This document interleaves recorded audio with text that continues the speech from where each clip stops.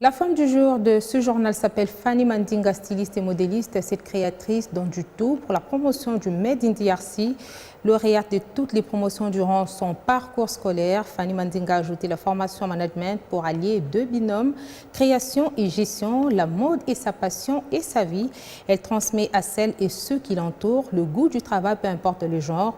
L'essentiel est d'apporter son potentiel au développement du pays. Simultanément, elle demande à l'État congolais de tout mettre en œuvre pour industrialiser le secteur de la mode. Je suis dans un métier où j'emploie, disons, 80% des femmes. J'ai aussi des hommes, c'est très genré. Et dans ce métier, je pense qu'à travers la vision que je portais, à travers le fait que je voulais faire de la mode Made in Congo, une mode qui soit réellement concurrente tant sur le marché national qu'international, en militant pour qu'elle devienne industrialisée, ça a permis de créer derrière une petite chaîne de production qui emploie des femmes. Et ces femmes aujourd'hui sont des modèles, ce sont des repères dans la société. Je me disais le secteur de la mode en République démocratique du Congo. Ça, nous sommes dans les années 2000. Surtout parlant de styliste, modéliste, était très peu connu. Alors je me suis donné comme arme ou cheval de bataille de vouloir valoriser ce métier, le faire connaître au grand public, savoir que c'est un métier important qui non seulement utilise les deux binômes, le côté artistique et créatif, mais aussi le côté économique, vu que ça crée de l'emploi et que ça régénère aussi des ressources susceptibles de développer un État comme c'est le cas partout dans les pays industrialisés développés. Donc c'est ainsi que je suis allée faire cette fois-là ma licence en administration et gestion des entreprises à l'INA culturelle, ce qui m'a permis de relier les deux éléments et qui m'ont permis aujourd'hui de lancer la marque Fanny Mandinga Design. Je conseille aux jeunes femmes, je conseille à l'être humain de toujours utiliser au mieux le potentiel que Dieu met en chacun et chacune de nous pour pouvoir l'utiliser à bon escient. Donc voilà, comme vous l'avez si bien résumé tout à l'heure, on a le talent, ça ne suffit pas, on a le côté créatif, on a une passion, mais si on peut adjoindre à cela une base, une formation, acquérir des connaissances qui vous aideront à mieux gérer ce talent que vous avez pour pouvoir apporter un plus dans la société, c'est encore meilleur. Donc à mon avis, l'égalité se revendique surtout par rapport à la capacité que l'on a de pouvoir utiliser le potentiel que Dieu nous donne.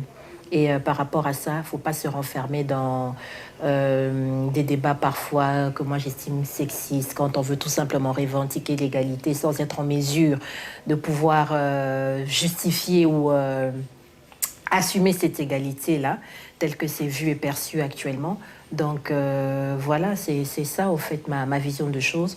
J'encourage la femme, la jeune fille à toujours être indépendante si elle le peut, c'est important, mais le faire parce qu'elle se sent bien, le faire parce qu'elle pense apporter quelque chose à la société, le faire parce que tout autour d'elle, le fait qu'elle soit dynamique, le fait qu'elle soit forte, le fait qu'elle soit consciente du rôle qu'elle apporte dans la société, au-delà du rôle que la société lui a alloué.